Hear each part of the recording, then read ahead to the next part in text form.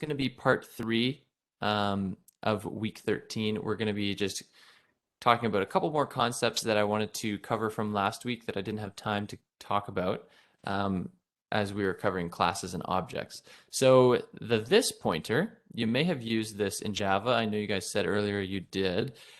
This is a reserved keyword, as you can see right here, and it contains the address of an object. So it's actually a pointer, right? Because pointers contain addresses, and this contains the address of an object. So it can only actually be used in the scope of a class, if that makes sense. The all member access is done via the this pointer, okay? And it can be used by the programmer to access data members and methods. And we can determine if two objects are the same by comparing like this dot the object. Does it equal this dot the object equal this or not? And it can also be dereferenced with the dereference operator, right? We can use this explicitly to access members and methods. And yeah, that's how this pointer works. So here's an example of it. I know maybe I stumbled on my words there, so it maybe is a bit confusing. But here we have a set balance method from the account class, okay? Right, so that's the set balance from the account class. It takes in a double called BAL, BAL. All right, so we can do, this is what we would normally do, balance equals BAL. Or, okay, so what's implied or what it's actually doing in the background, what C++ is doing, is it's using the this keyword, it's saying this balance equals BAL, and it's using that arrow operator, right? Remember the arrow operator that we learned about with pointers is basically dereferencing it and applying the dot operator. That way we don't have to write the brackets around it because of the precedence order with the dot operator and the dereference operator. So, okay, what does this actually look like? Well, if we had a double balance and it was the same name, and we would, if there was some ambiguous variables like balance and balance, they have the same name, but we don't know as a programmer which one are we talking about, which balance. Well, then we use the this parameter. So we'd say this balance equals balance. So then it's almost the same as this dot balance, but because it's a pointer in C++ and it contains the address, we have to dereference it and use that arrow operator, right? And then we can say this balance equals balance.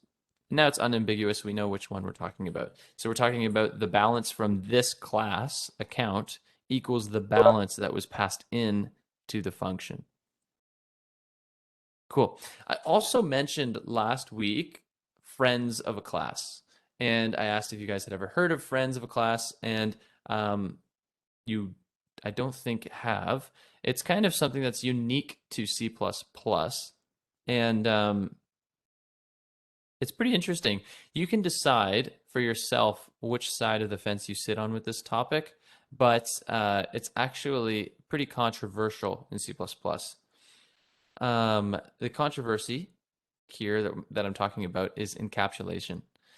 So you have to decide what you think on this, on whether friends violate encapsulation or enhance it, okay? You can decide where you are.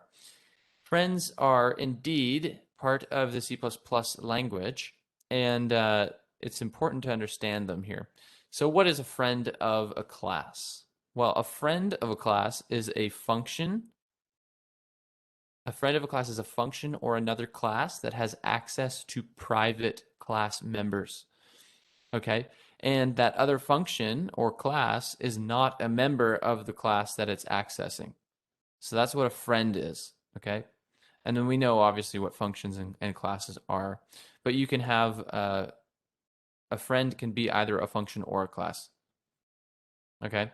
In the case of friend functions, they can be a standalone function or a member function of another class. And in the case of another class, the entire class will have access to the private class members that it's a friend with, okay? And then that information of the class is going to be granting friendship. As you can see, friends have basically unfettered access to both public and private data members of a class, but they're not members of that class, right? That's the kind of part that's controversial. So it's important to understand how C++ treats friendship in the big picture. First, it must be granted. It's not taken, it's granted. So a class must explicitly declare its friend in its class that it's going to be a friend with, okay, using the friend keyword. Friendship is not symmetric, so if A is a friend of B, that does not mean that B is a friend of A, okay? So it can go one way, doesn't mean it goes two ways. Much like real life. You might be a friend with someone, but they might not actually think they're a friend with you. And lastly, it has to be explicitly granted. If A is a friend of B and B is a friend of C, that doesn't mean that A is a friend of C, right? So if I were to draw this out for you here, if we had A, okay, and A is a friend of B, okay, so they're friends. Okay, and then C is a friend of B, so he's a friend as well. Well, then that doesn't mean, okay, this is no, they're not friends. A is not a friend of C. Doesn't work like that. It's not chained throughout. Okay? So it's very explicit about which one's friends. Reality check. Yeah. Check your friends. Okay? So, what does this look like actually? What does declaring a friend look like in C++? Thanks, Simon. I got a new drawing program, so I'm actually a little bit excited about it. So in C++, here's the friend keyword. I'm going to try to use my drawing program as much as possible. It allows me to draw perfectly straight lines if I hold shift, and I can do little arrows too. So anyways, here we can see a case of declaring a standalone non-member function. So this is the function here. This is the function here. I did not mean to do an arrow. I just wanted to do a straight line. So that's the function there. And we're using the friend keyword, okay? And notice, okay, that the player class, so this one, player, grants the friendship by declaring the function prototype preceded by the friend keyword. So that's all it is. It's very easy to do. And now basically what that means is that this display player function has access to all of these methods and properties and values inside of the player class, right? So basically, this display player function, which could be, somewhere else in the program, can now access these attributes as well. Now, in the display player function, okay, so we're somewhere else in the code now, we can basically access those attributes like this. We have got p.name, p.health, p.xp, and those were these attributes here, name, health, and xp, right? And it can also make changes to those private data members as well. So we can actually directly access private class attributes. See how they're under the private, well, actually, they're not under the private class or attribute modifier. Here's the public attribute modifier, so we're just assuming these are private, right? And we can actually update the private modifiers as well. Okay, and then you can also make a friend from another class, a function of another class. So this is how we declare a method that's another class. A method in the other class here, we can see this is other class, and then this is our player class. So we're in the other class, and here we're making it a friend, but this function exists in a different class. And basically, now we're in our other class, and the same thing, we've got our display player function, and we can access those things that are private, right? And finally, we can declare an entire separate class as a friend as well. So here we have the other class, and we're using the keyword friend. And now this entire other class will have access to these private variables name, health, and XP. So I don't actually have a slide showing the other class, but now the other class can access all of these private member attributes. As you can see, friendship is very powerful, and it can bypass function calls overheads associated with getters and setters. But you can also probably understand the controversy around it as well, because it allows access directly to those private attributes. So friend is not a function. Friend is a keyword that we can put on functions or classes or functions in other classes. Right? So basically, if I were to get my code light out here, okay, we'll see if we can do a little example for you here. So I have my class player, all right, and I'm going to delete, well, I'll just leave this stuff. Okay, so I've got class player, and I'm going to create another class here called class other class, okay.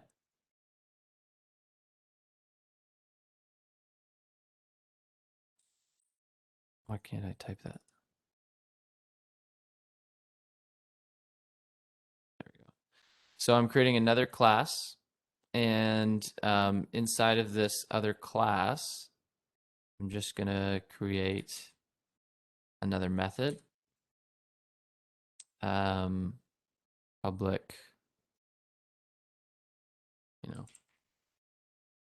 test method, and it won't take any variables in at all. And basically, you're going to see this method will be a friend of the player class. So then up here, what I can do is I can take this method from another class, right? And in my class player, what I can do is I can do friend, other class.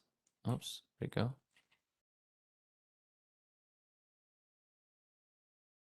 Oh, it won't actually see it because I haven't saved it yet. If I start typing it now, it should come up. Friend other class. Scope resolution operator. And then, what was my function name? Test method.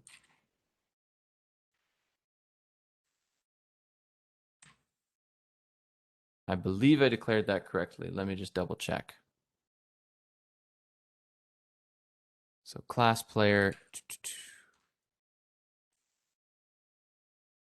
Okay, so tell me if this is making sense.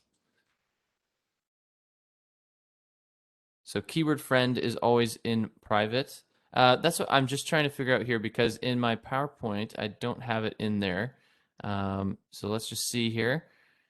This is going to be public test method, and now this should have access to these attributes, right? So I should be able to do this. Public void display players, and then I'm passed in a player object. Okay, so what I need to do is also pass in a player object as a pointer.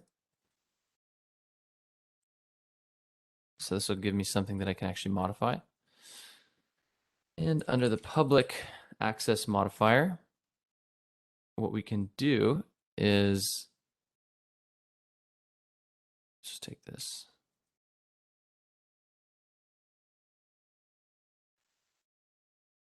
So it accepts this value. I'll make this comment go there. And then what I can do is do like a cout p dot. Should be able to access these private variables now, right? p.name. And then if I call it test method, other class. So let me just comment this stuff out.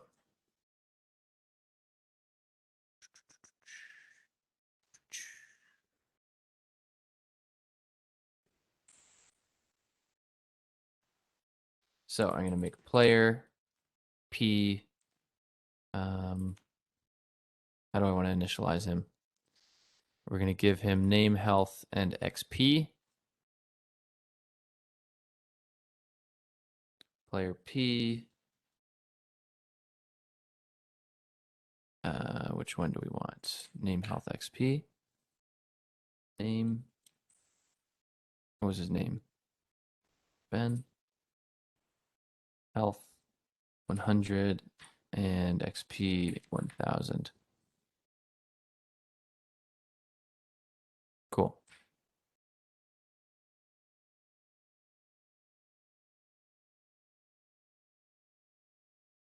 I believe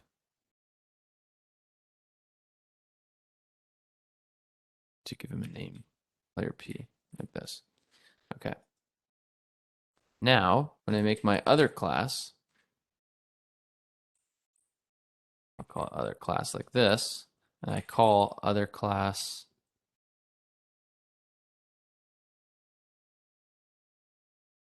does it have an empty? Yes.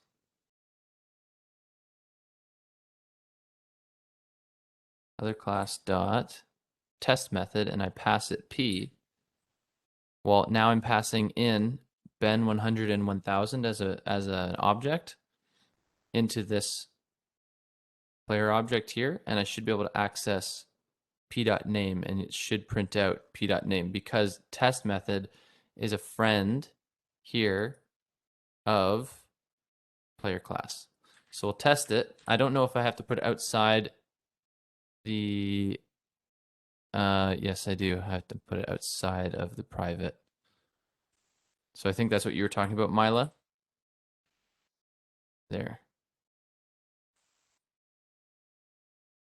Did I declare this right? I think that friend should have the same name that class, like uppercase C. No? Um,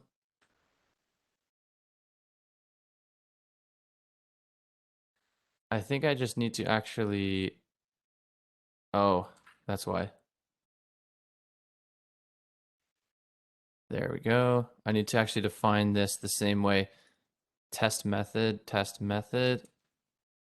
and I need to be able to pass it player P like this. So I need to define it the same way. Okay, let's try that. Other class has not been declared. Oh, is this what you're talking about with the capital C? I missed that.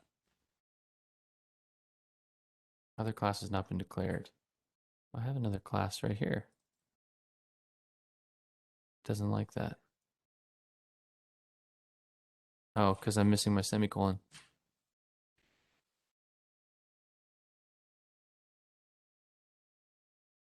Other class.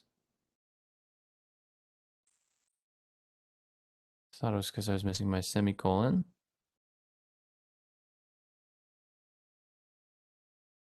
Let me think here.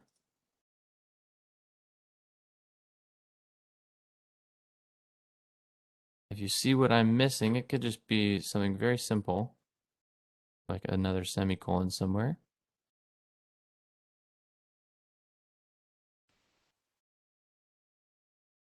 Okay.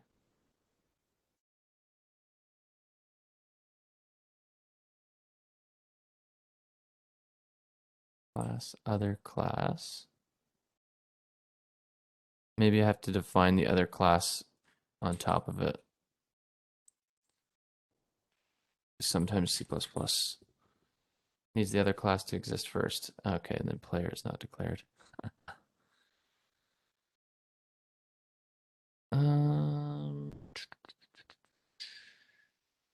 Test method. Okay, I will get this working. I am just not thinking super clearly right now. We'll take a quick 10-minute break. I'll pause this recording and I will get it working and show you what example I'm trying to talk about with friends. So come back in 10 minutes at 12:30 and I'll get it working. Professor? Okay, I've got a different example. This is a different program working with friends just to explain the concept of how friends work. So we've got our friends program here, and this is main.cpp. So we can see here we've got our call to our player class. All right, and we're going to initialize it to hero 135, and I've got a function inside the player class that is called display hero. Okay, and that will print out my hero. So let's go look at the player class. So here's my player.cpp. And we can see here I have got some constructors and deconstructors, okay, that basically will take in, the name val, the health val, and the experience val. And then this is using that new list initialization syntax for constructors, okay? I've got some other constructors that take in a player object as well, so that we can actually pass the player object as a friend, okay? And then here's my header file. And in my header file, in the player class, here is where I've defined my friends. So this friend is in another class. And remember, you have to include the other class.h in this example because they're split up into header files and class files. So I've got a friend class, and it's the method display player. So other class display player is a function in another class. So let's go to the other class.cpp. And here I can see this is other class, and here's display player. And we've included player.h so that we can actually pass the player object. And now we'll have access to p.name, p.health, and p.xp in here, okay? And the other class header file looks just like this. It's a display player. This is just the function prototype, right? It takes a player object in with a reference variable. Okay, and then going back to main.cpp, so we have our other class declaration, and we call it other. And now we can also call the other class function other display hero and pass it a player object, right? And that's going to be an example of accessing a friend's class's private member attributes. So here in other class, I come up to other class and I look at my display player function. Here we can see I'm accessing P, which is an object of the player class blueprint, and I'm accessing its private variables, name, health, and XP, right? So if we look at player.cpp, or sorry, player.h, we can see name, health, and XP are all under the private access modifier. Now we declare our friends outside of the private access modifier. So I've also declared just the function, just this function as well as a friend. So this function, display player, is in the same class. Where is it? Display player. And it's also a friend of the player class. And then I've also defined this class, friends class, as a friend. So there's this third class here, friends class.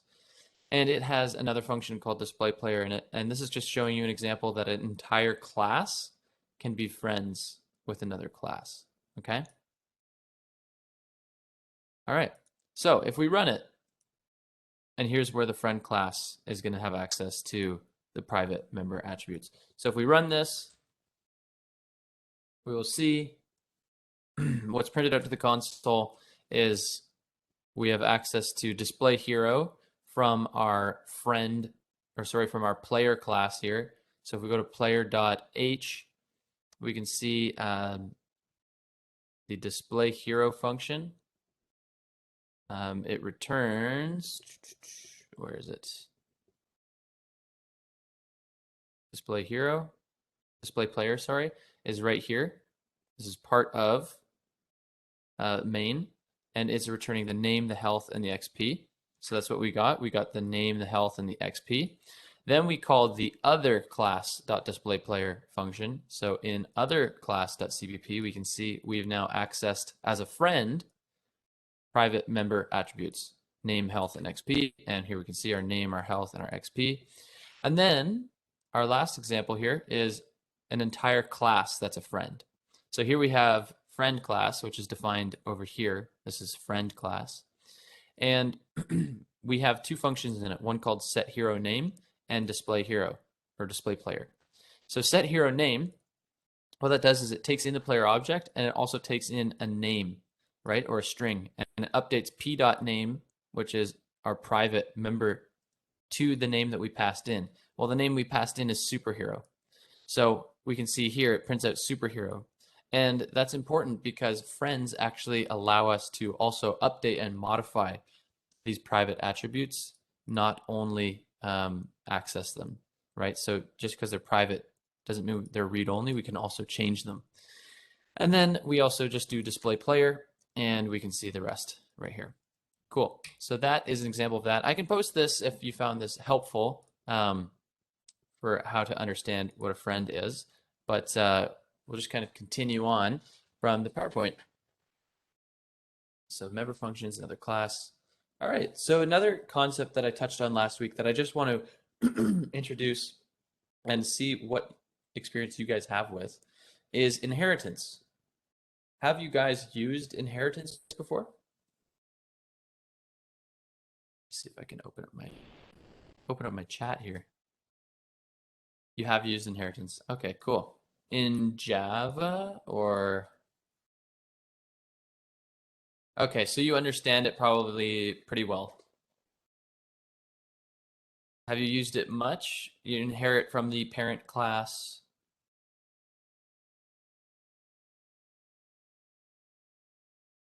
So basically, inheritance allows us to create a class that's like a copy of a parent class and inherit all its behaviors and to specialize the child class to however we want, right? So we can modify those behaviors however we'd like in our newly created class to make it unique, and our new class that's based on the existing class, right? And we can tweak it to be more specialized. Okay, so an example of what some inheritance classes may be. So you might have a player class, and then enemy could be an instance of a player, right? Because players all have names and levels, and an enemy could have a name and a level, but it also might have like an evil power. Then you could have level boss, which might inherit from player as well, but it has its own specialties, hero, super player, etc.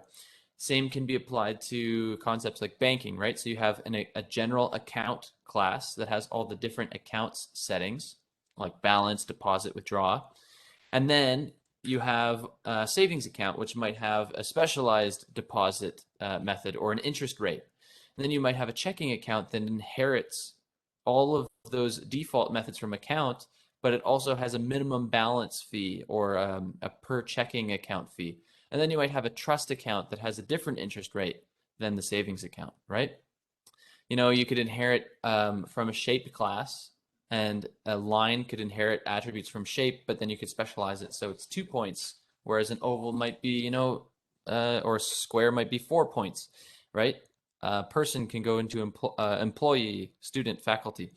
So, if you've used inheritance, I can just breeze over this section a little bit, but here's an example with accounts, right?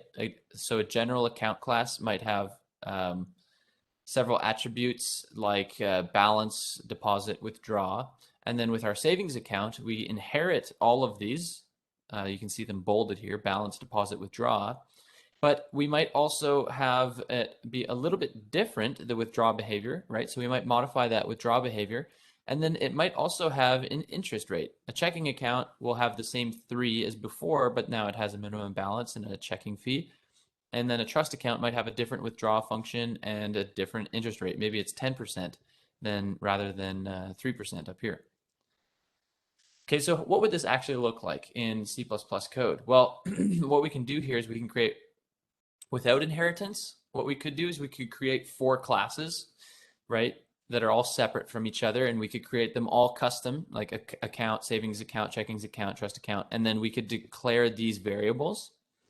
Or instead of doing all of this work and repeating a bunch of code, we could actually use inheritance and reuse code. So here we can actually see the proper C++ syntax for inheritance. You just do a colon and then public and then the account, sorry, the class name that you want to inherit. So in this case, it's account. I'm sorry, Professor. I think you share a run screen because what I can see is the player here. What do you see? I think you share a run screen actually because I see like player here. Oh yeah, it's sharing code light for some reason. Yep. Oh, okay. Sorry about that. Let me see if I can share. I don't know why it does that sometimes.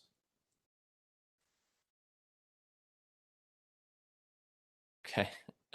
I'm just gonna end this recording and start a new one when with inheritance in it because that's gonna be a little messy.